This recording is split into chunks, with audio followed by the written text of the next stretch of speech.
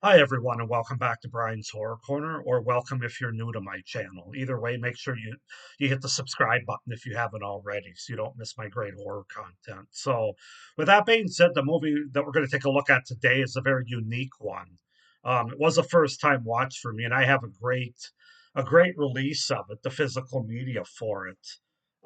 It's actually part of my can't see it. It's in the missing spot behind me on with my box sets there on top of that shelf. But that movie is whoops upside down, as is the movie in a lot of ways. Possession from 1981. So yeah, I have this really nice. Before we get into the movie, let me show you what I've got here.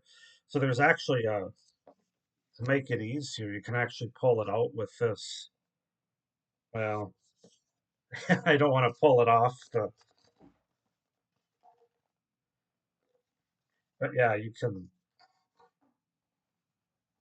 pull it out with that, which is part of the box set, and then you've got there's a very nice, very nice display here.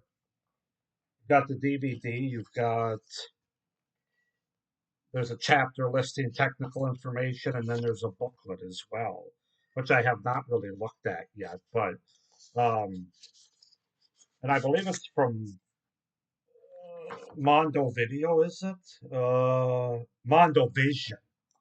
Mondo Vision is the So just a very nice setup that I wanted to show you guys. And like I said, it's so big that I have to put it on the shelf with my box sets, even though it's not a franchise like some of the other ones there. So now I got to see if I can get it back in here again.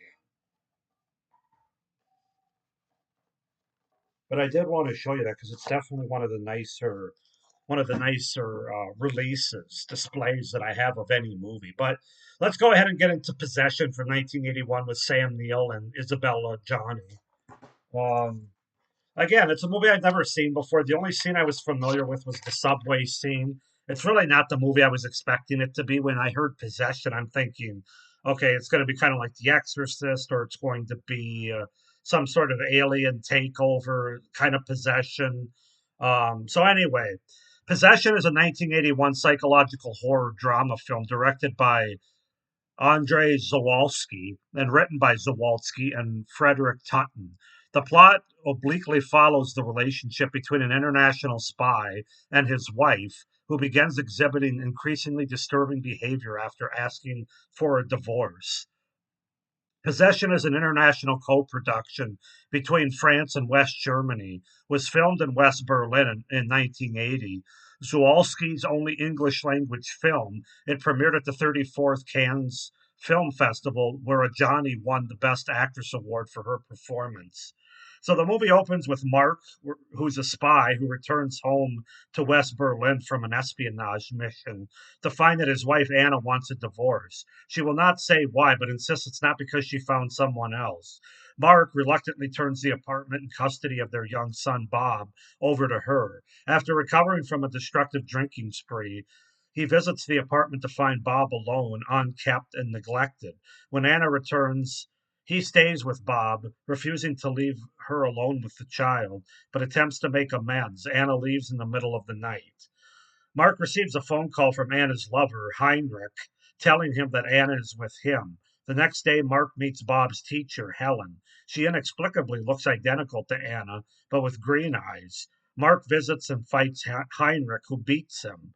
Mark then beats Anna at home, after which she flees. The following day, they have another hysterical argument during which they both cut themselves with an electric knife. Anna on the throat and Mark on the arm. So yeah, that's kind of the setup, the premise, the beginning of Andrei Zawalski's 1981 film Possession. As far as the cast goes, Isabella Johnny is Anna slash Helen. Sam Neill is Mark. Margaret Carstensen is Margaret Kluckmeister. Heinz Bennett as Heinrich. Johanna Hofer as Heinrich's mother. And Carl Doring as detective. So yeah, that's to set up the premise and the cast for the 1981 film Possession, again by Andrew Zawalski. I don't know if I'm pronouncing that right, probably not, but um, this is a batshit crazy movie, man. I mean, it was a first time, only time watch for me. Um, what did I think of it? Well, there's a lot of good to this movie, and there's some things that don't work for me. So let's just go ahead and get into it, starting with the things that I liked about the movie, other than having this, as I mentioned earlier, this lovely version of it, this release of it by Mondo Vision, which is awesome. Um, when you talk about this movie, you got to start with the performances by the two main leads. Sam Neill, who I've always been a fan of. I like Sam Neill in just about everything I've seen him in, with the exception of the other movie that came out this same year, Omen 3. Not a big fan of that movie, and I'm not a fan of his performance in that movie. But other than that, everything I've ever seen him in, including the Jurassic Park movies, I've liked him in, even if I haven't liked the movie. So Sam Neill knocks it out of the park here. He's great, as is his co main star Isabelle Adjani. Both of them are really intense. They're real. They're all in this movie and in these roles. They were clearly both committed. Regardless of what you think of the movie, I mean, anybody'd have to admit if you watched this that those two, Sam Neill and Isabelle Adjani, they were fully in this movie, and they went to some pretty dark places, and they gave it their all and then some, probably to places they didn't even know they could get to. So yeah, the performances are the thing that really just blows this movie out of the water in terms of the first and second and third things that I think of having watched this movie. But yeah, Isabella Johnny, she deserved the best actress at the Cannes Film Festival. Amazing performance. Sam Neill, amazing performance. They were both affected after this movie, which is interesting. Like literally the roles that they played here and how intense they got. If you've seen the movie, you know. Sam Neill came out in an interview and said he damn near lost his sanity over it. He came like right to the razor's edge of losing his sanity over this role. And Isabella Johnny actually had mental for years after this movie. Actually had some mental breakdowns and some um, emotional disturbance from this film, basically, much like her character in the film, which is quite frightening when you think about it. But yeah, I mean, you just can't say enough about the performances. I mean, I could talk about them for half an hour here. The facial expressions, their eyes, their believability, their all in efforts. I mean, it's through the roof. It really is. So that's definitely on the pro category, as they both carry the movie as this very strained couple. The movie is really well shot with awesome cinematography and great camera work by Zawalski. The cinematography is amazing in this movie. You have quite a few color palettes, greens and blues, and different things, but also the way the movie's shot with the camera work, where you've got some zoomed out shots, some uh, very specific focus shots in certain places, certain settings in this movie. It's just a very it's almost shot to where it is kind of an unsettling movie, just from that standpoint. Not counting the performances or the story that's going on there. But yeah, I was really impressed with the cinematography and the camera work, as well as the overall directing scenes by Zawalski. I think he did a great job. I haven't seen any other movies that he's done. This, as it said, this is his only English language film that he directed. But it just those things just add more to the intensity and the overall impact of this film. Despite the runtime of it being over 2 hours, I never felt like the movie dragged or was boring. I think there's just too many intense scenes going on, and the great performances by Sam Neill and Isabella Johnny kind of make it where you're invested. You know you're in this kind of like they are, and I think it'd be impossible, damn near, to be bored watching this movie, frankly. But you obviously there's so many intense scenes going on, and also a lot of unexplained things that has a person invested in trying to figure out exactly what the hell's going on, especially as the movie goes on. It had me invested to find out where things were going to go.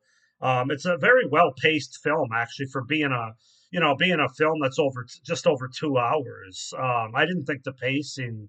Well, the three acts of the movie are very different in tone and what they're kind of what's introduced. I didn't feel like the pacing was off or anything. So uh, it was very well done from that standpoint. There are some on-screen kills that are bloody, not necessarily gory, but they range from stabbings to shootings to drownings. So they're disturbing.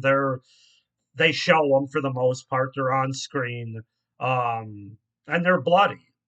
Uh, but it's not really the kind of movie that you're going to tune in for blood and gore for the kills. I would say that the kills and the blood is part of the movie, but it's certainly not one of the top three or four things they were going for in this movie.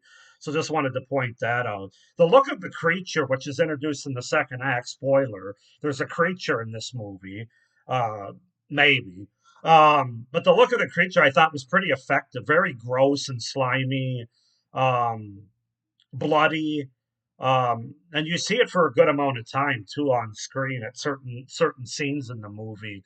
In fact, there's one scene that's very disturbing with the monster where somebody's actually having sex with it.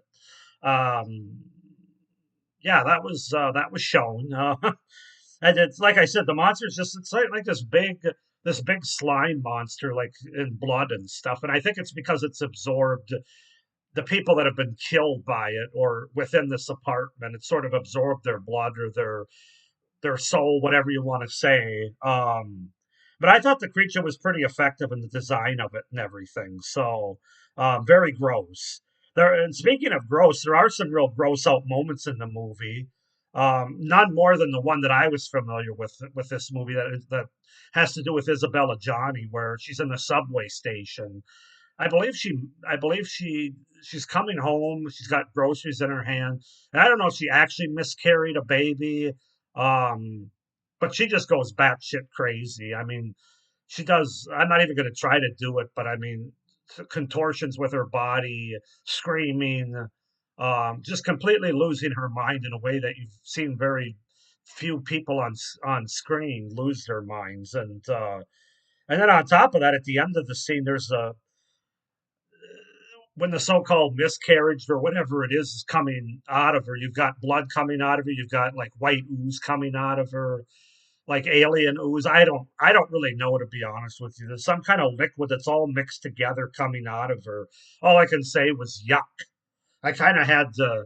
It didn't make me gag or anything, but I did kind of have to turn away from it. And it was very well done, I guess, if they were going for a gross out factor there. But that scene really did stand out, kind of like I knew it was going to, because like I said, it was the only scene I was familiar with in the movie to begin with.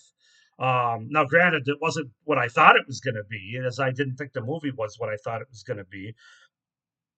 And then my final pro for this movie is it's very unique. You're not going to forget it. It stands out. It stays with you. It's a very unique premise that's executed very well. And it has a lot of impact, even if you don't like the movie. I found myself thinking about it for several hours afterwards, and looking at other people's reviews online and trying to, in part because I was trying to figure out what the hell was going on the last third of the movie or so. That's where I really kind of got lost in it. I kind of knew what was going on in the first act and a half, I would say, maybe the first two acts, but that third act, although upon reflection, I think I kind of get what's going on. I know it's open to interpretation. Um, but anyway, with that being said, let's go ahead and get into my cons of the movie. And I can say this to start with. This movie's not going to be everybody's cup of tea as a horror movie. It's really not mine. It's kind of like my review for Midsommar. It's not my flavor of vodka, as I said for that review, because it's one of these art house sort of horror movies, which means it's not so much visceral horror on screen. It's more the horrifying idea of what's going on, just like in Midsommar, The Witch to a certain extent, although that was more effective for me. And this movie, as impactful as it is, as batshit crazy as it is, it's just not my kind of horror movie, to be honest with you. And it's not going to be everybody's cup of tea. It's an art house, metaphorical type movie where not a lot is explained. I would say hardly anything's explained. It's not visceral on screen horror, it's more implied and idea driven. Hopefully that makes sense to you. But if you're familiar with art house kind of movies, you'll know what I mean. And even though I can appreciate a lot about this movie, just like I did with Midsommar, as I mentioned in my pros, which are mostly, of course, from a technical standpoint, directing, acting, characters, scenes, practical effects, creature design, all that stuff is very well done. Lighting, colors, I could go on and on. From a technical standpoint, there's very little wrong with this film. But that being said, it's not a film that I see myself reaching for all that often. First of all, it's kind of a drab movie. It's like The Lodge or Martyrs or something like that, where it's very well made, but it's a hard film to watch. Now, I wouldn't say this film for me was as hard to watch as The Lodge was or Martyrs, but in the sense that it's a very dark, sort of dreary sort of film. There's not a happy ending. Not that a lot of horror movies have happy endings, but you know what I mean. It doesn't have that fun tone to it like a Friday the 13th or something like that. So, yeah, I can't say that I absolutely, I saw a lot of reviews, people saying if you're a horror fan, this is one of the top five horror movies of all time. Eh, no, no, not for me. It might be for you, and I'm not one of those people I'm not a gatekeeper in the horror community. I'm not gonna come out and say, if you love art house horror movies, you're not really a horror movie fan. Just like I hope that they wouldn't come out and say if you don't love art house movies, you're not a true horror fan. They're both bullshit, in my opinion, if somebody holds that opinion. I mean, anybody can be a horror fan if you like any subgenre of horror. I'm just not a big art house guy. I get the metaphors. Some of it's kind of cool. Some of it works, some of it doesn't. It's just not my jam at the end of the day. So I just wanted to get that out there. More of a warning: there are intense scenes of domestic abuse, violent physical abuse, physical and emotional violence, I should say. So be warned about that if you're somebody that's sensitive or triggered by violence between a domestic couple or domestic abuse or anything like that. Um, is this movie? I had to ask this question in my cons. Is this a horror movie? And I've come to the conclusion after sleeping on it that it is. It's not. It's not like a lot of horror movies. It's not visceral. It's intense. It's suspenseful. It's a very over dramatized psychological thriller, I would say. And it does have horror elements in it. There's no question about it. From the creatures to the kills, again, the art house part of it, the idea, of people how they lose their minds with emotions and going through a divorce and how that can ruin somebody, or several people in this case. I get all that. There is horror to this movie. I'm not going to deny that, but I still had to ask the question because when I was watching it, I almost felt like it was a better movie in general than a horror movie. And this is a horror channel that I'm reviewing on. This is Brian's Horror Corner on YouTube. So I kind of have to review it and rate it at the end of the day from that standpoint. Um, if I were just rating it as a movie, I'd probably give a higher rating than as a horror movie. That's just my opinion. Uh, I have to. So two more cons. The end of the movie really made no sense to me. Granted, this is a first time watch, and I have heard a lot of people say in other reviews that this is one of those movies you have to watch three, four, five, even more times to appreciate even more and pick out more things. And I like movies like that, so I do look forward to watching this again upon second watch, third watch, at some point a year or two down the road. I'm not gonna rewatch it this weekend or anything. Um, but for a first time watch, I can kind of understand there are movies like that where you might not be able to appreciate everything about it the first time you watch it. So, um, but again, for a first time watch, the end of the movie made no sense. It really went batshit crazy and was hard to follow exactly what was going on. I'm sure I'll get it better the more times that I watch it. Um, and then I'm not really sure what the point of Heinrich's character. Or I shouldn't say I didn't really like Heinrich's character, but that's a different story. He was just a weird guy, like holding Sam Neill's face like he wanted to make out with him one minute, and then doing like beating the crap out of him the next. And I don't know. And then he's like whirling in the bathroom. I don't know if he was on drugs or what, but more Heinrich's mother. I don't really know what all that. That felt like a little bit of padding there that really didn't play into the main part of the story. So that's a con that I have. And like I said, the ending, the kid goes and drowns himself in the bathtub. There's bombs out over top, which I think I kind of know what they're getting at. That has to do with the war that's going on. Uh, you've got the Berlin Wall and all that. So I kind of understand some of that that's going on. And then you've got this movie has doppelgangers in it. I'm just going to throw that out there. Um, that part of the movie was kind of weird to me, but I don't completely dislike it, but I just didn't understand it that well at the end. And so, um, I don't know. Hopefully, upon rewatch and third watch and fourth watch, I'll understand it more. If you want to comment down below without giving away spoilers or anything, you can give me your interpretation of what's going on if you've seen this movie, especially in the third act. Like I said, I think I have a pretty good idea of what's going on in the first two acts, especially the first act, because the first act is a lot like a psychological drama. Where you have this couple that's one wants a divorce, others trying to figure out what happened. You got a lot of the domestic abuse and the shouting and screaming and fighting, all those types of things with a kid in the background. But then the movie really takes a strange twist midway through the movie, having to do with a creature. Um, yeah, I don't know. It's weird, man. It's weird for a first time watch. I'd be surprised if a lot of people really got it the first time. Again, I know it's a movie that's open to interpretation.